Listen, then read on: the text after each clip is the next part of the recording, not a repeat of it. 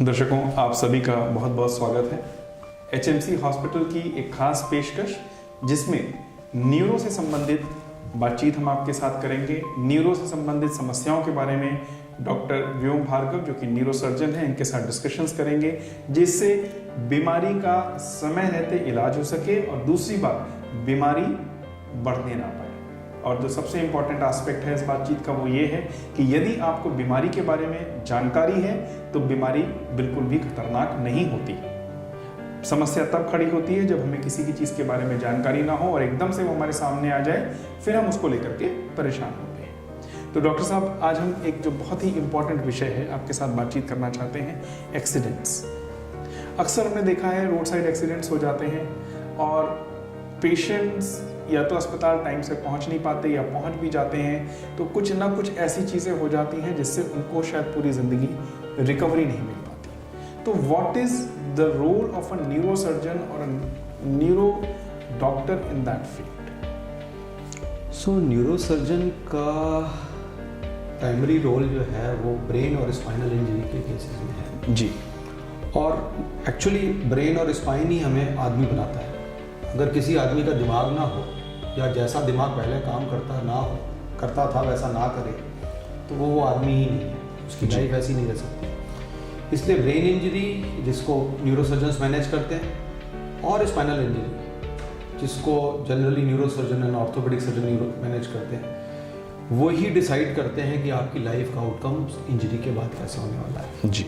सबसे पहला काम ये होता है कि जब एचएमसी हॉस्पिटल में हमारे पास कभी कोई खबर आती है कि कोई चोट लग गई कहीं पर, तो हम कोशिश करते हैं कि हम सीन ऑफ इंजरी पे ही उसको मैनेज कर सकें। हम खुद तो वहाँ नहीं पहुँच सकते जी, पर हम as a owner of that space कि उन्होंने मेरे से जानकारी मांगी है तो हम उनको बेस्ट जानकारी क्या दे सकते हैं, तो हम उनको वो सारी जानकारियाँ देने की कोशिश करते हैं जो वो प्रैक्टिकल हो, जिनको वो तुरंत इस्तेमाल कर सकें और वहाँ पे उपलब्ध सामानों के साथ हम जो स्टैंडर्ड मैनेजमेंट है वो एक्चुअलाइज कर सकें। एक्चुअली मैंने देखा है कि न्यूरो सर्जन्स की संख्या पूरे वर्ल्ड में बहुत कम है, वो बहुत ही गिनती के लोग हैं जो न्यूरो सर्जन हैं। दूसरी बात, वो जो अवेलेबल भी हैं वो ऑपरेशन में बिजी होते हैं या कहीं अपने कंसल्टेशन में, हमेशा वो प्राइमरी केयर में इन्वॉल्व नहीं हो पाते जी।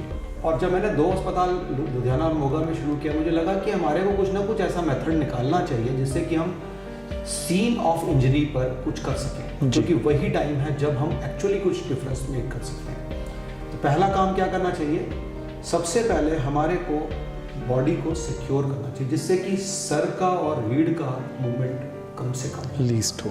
जो कुछ भी अवेलेबल है, कोई बोर्ड है, डंडा है, कुछ भी है, नहीं तो केवल 2 या 3 लोग हाथ से पकड़ के उसको स्टेबलाइज कर लें।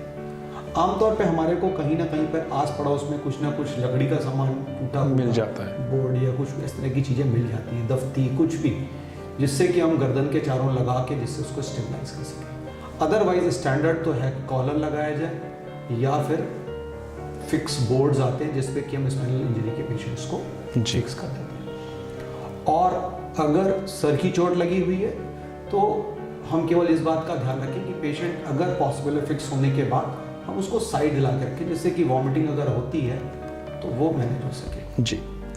ये तो हो गया डॉक्टर साहब जहाँ पर हमें विजिबिलिटी होती है कि इसकी स्पाइन में चोट आई है, खड़ा नहीं हो पा रहा, गर्दन नहीं घूम रही है, सर में से ब्लड आ रहा है। कभी कभी ऐसी इंजरीज होती हैं जो उस समय विजिबल नहीं होती, बिल्कुल, जो बहुत बड़ा कॉज होती है और पेशेंट कहता नो आई एम फिट, मुझे कुछ नहीं हुआ, हड्डी टूट गई थी, हाथ में फ्रैक्चर हो गया था, पैर में फ्रैक्चर हो गया था, हाँ पीठ में थोड़ी सी चोट लगी है, चलने में दर्द हो रहा है, वो कहीं ना कहीं स्केप करता है।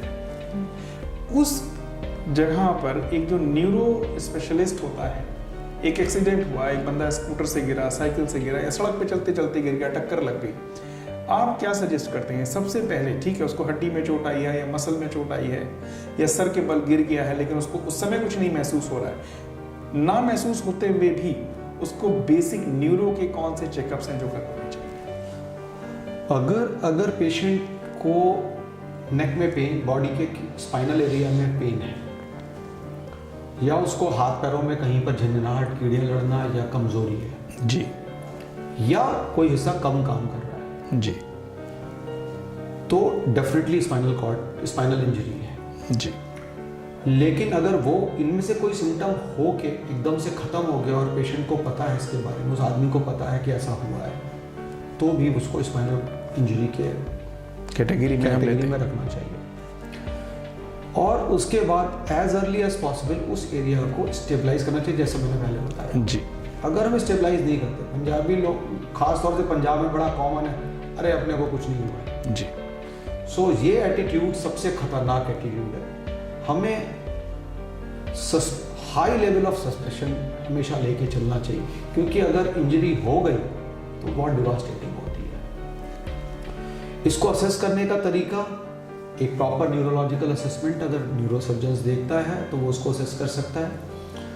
हाई इंडेक्स ऑफ सस्पेशन होना चाहिए कि आप छोटी से छोटी चीज़ को डिटेल में पूछें। अगर आपने उसको इग्नोर किया, चलता है, तो आप निश्चित रूप से इन सटल चीज़ों को छोड़ देंगे।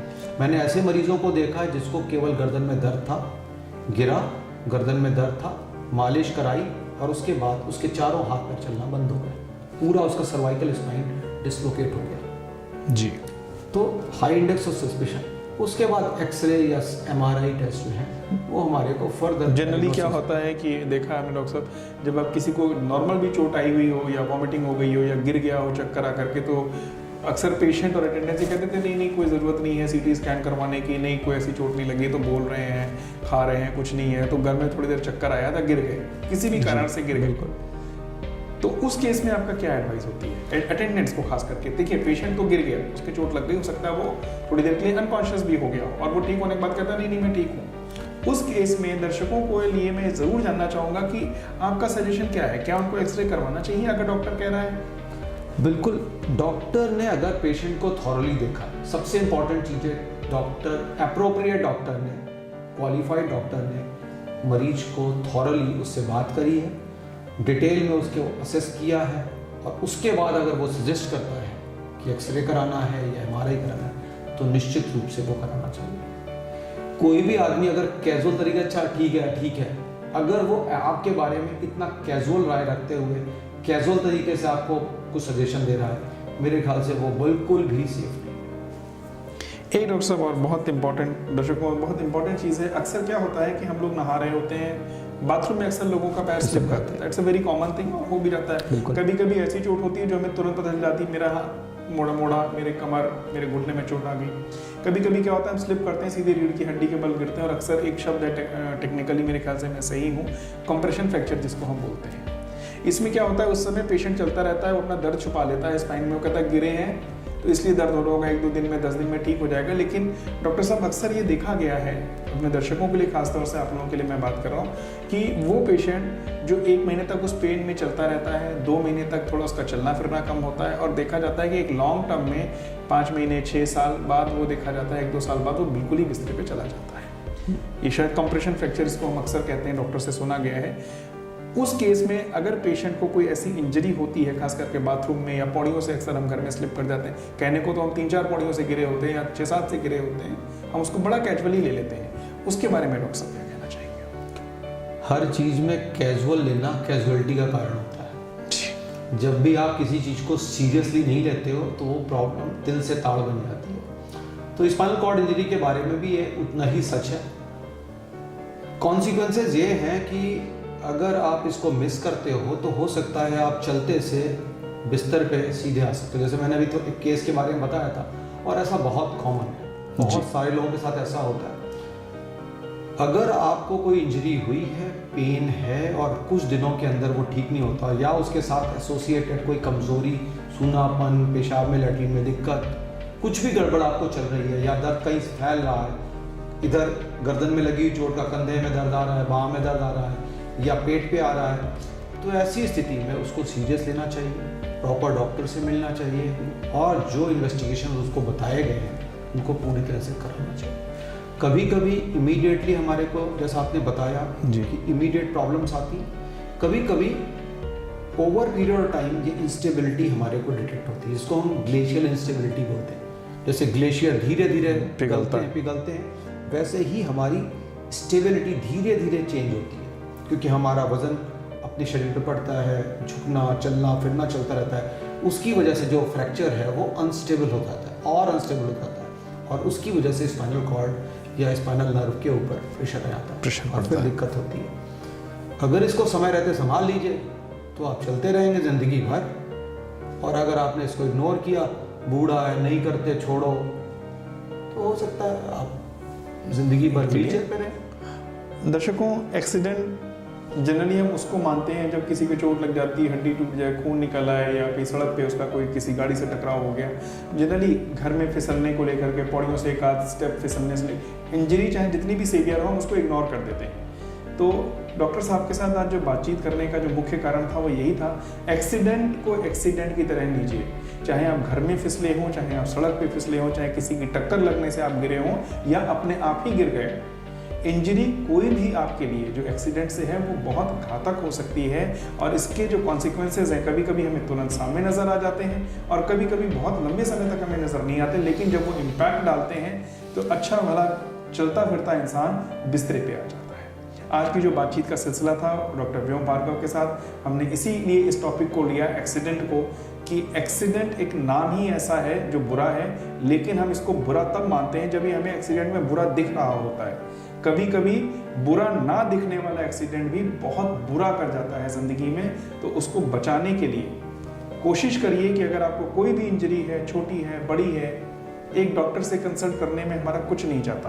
तो चोट का छुपाना कहीं ना कहीं हम अपने साथ ही एक धोखा कर रहे हैं, अपनी ज़िंदगी से, अपने इमोशंस के साथ खिलवाड़ करने जा रहे हैं। तो दर्शकों, हमारी आपसे विनती है, चोट छोटी हो चाहे बड़ी हो, उसका ध्यान रखिए, क्योंकि जब तक ये शरीर चल रहा है तब तक ये बहुत सुंदर है। जैसे ही इसमें कोई दिक्कत आती है, फिर हमें समझ में आता है कि एक एक छोटा छोटा शरीर का हिस्सा जो है वो कितना महत्वपूर्ण रोल करता है। अगर एक छोटी सी उंगली भी चलना बंद कर दे और दर्द हो जाए, तब हमें उसका महत्व समझ में आता है। तो न्यूरो से संबंधित बीमारियां एक ऐसी हैं जो पूरे हमारे जीवन पे एक प्रभाव डालती हैं, हमारे चलने फिरने पे प्रभाव डालती हैं। तो हम ऐसी बातचीत को आपके साथ करते रहेंगे, आपके पास आते रहेंगे डॉक्टर व्योम भार्गव के साथ लेकर के।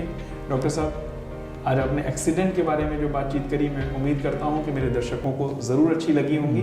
और दर्शकों, एक खास बात, नीचे डॉक्टर व्योम भार्गव का नंबर चल रहा है, आप स्क्रिप्ट में देख रहे हैं। यदि किसी ने कोई परामर्श लेना है, आप इनके व्हाट्सएप नंबर पे अपनी समस्या लिख करके भेज सकते हैं। आप इनके ईमेल आईडी पे भी डाल सकते हैं, जिसके लिए आपको कोई पैसा नहीं देना।